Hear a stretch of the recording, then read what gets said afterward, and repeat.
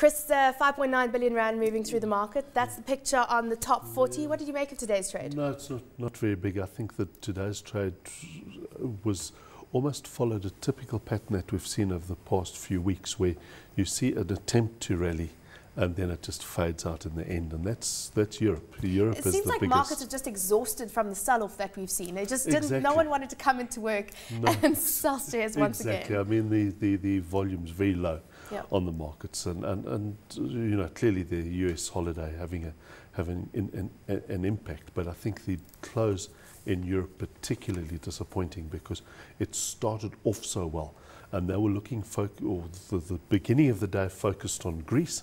And in fact, Greece had a fabulous day. I think the Athens stock market up almost 7%, and it held those gains, and their bond yields came down, if that means anything, you know, still above 28%, you know, for 10 years, which still is suggesting that there's another default coming. But clearly, if there is, could we say more reasonable parties or whatever coming, or pro-Euro parties coming to the you know, that might actually swing it.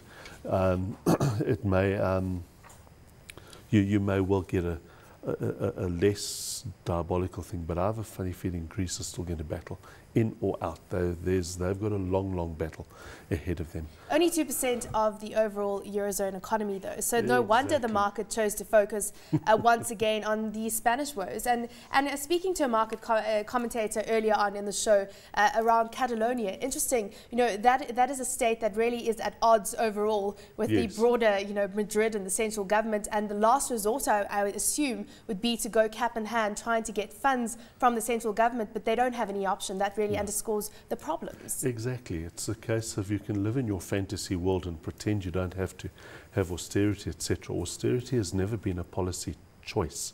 It's basically a policy consequence, and this is what the politicians in Europe are starting to come to realization. Even France's new president is going to start coming up against that particular reality as well.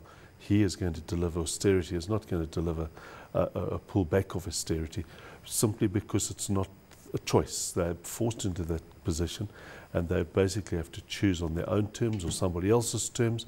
Spain is rapidly descending on somebody else's terms, because the things are still deteriorating. It's not as if that things have stabilized. Property is still under pressure. That's the collateral backing the banking system. So what you see now will be worse a little bit later on. And the bankier story also suggests that there's an underestimation of the problem there, given the write-offs that have been pushed through there.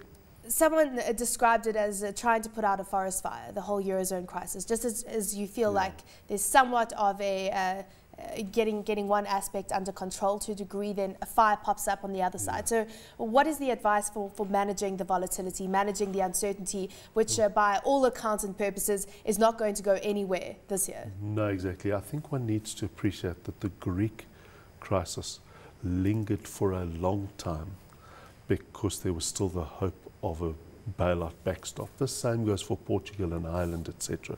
Spain is a different story. And the fear is that instead of just having you know, this happening in a procession, is that you start getting the problems converging and moving quite a bit more rapidly, because there isn't really a backstop for Spain, right? And certainly not for Italy. So you may well find it all happening at once. France will be sucked into that as well, and that then is a biggie. Yeah. All right. Unfortunately, that's the case. We don't know how this is all going to work out. So let's get to some of the results that we saw out today. The likes of Alova reporting some results. It seems investors like those. The stock was up by 1.5% at the close of trade. Exactly. You've got something that's, you know, the earnings seem to be quite solid. It's I think in a sector that's really coming through. Commodity prices, soft commodity prices, and the outlook for that?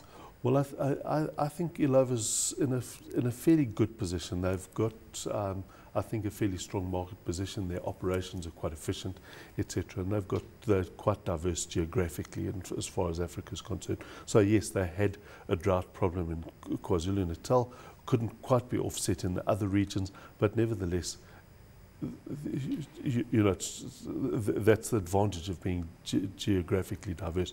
Still managing to grow earnings reasonably in what one would say is a fairly lackluster economic environment, and I think that's what one needs, is to be able to see some growth, solid earnings, and reasonable dividends, and that's what they're able to produce. Certainly saw a 18% rise in full year earnings, and Tongaat Hewlett also coming out with some nice numbers. The stock didn't rally as much as Alovo is today. Do you think any reason for that? Because headline earnings up by 10%, profit from operations up by 43%. No, exactly. But I think it's that headline 10% that was the, Alovo eclipsed that. Let's face it. And Tongaat's more dependent on the KwaZulu-Natal, where there were more difficult growing conditions, which is what I think placed them a little bit under pressure. And of course, their property operations. I think the money in KwaZulu-Natal is moving to those areas. The new airport, of course, is plumb into the the centre of their property potential. And as I say, it's like having a farm in the middle of town. That's effectively Tongaat. Or having a Don Hotel in the middle of Sandton. Not Let's quite. Not go there. No, exactly. But the point is that the long-term potential certainly is there. And as I say, dual business. One in agriculture and processing, and the others in property development, and it's an interesting combination, etc.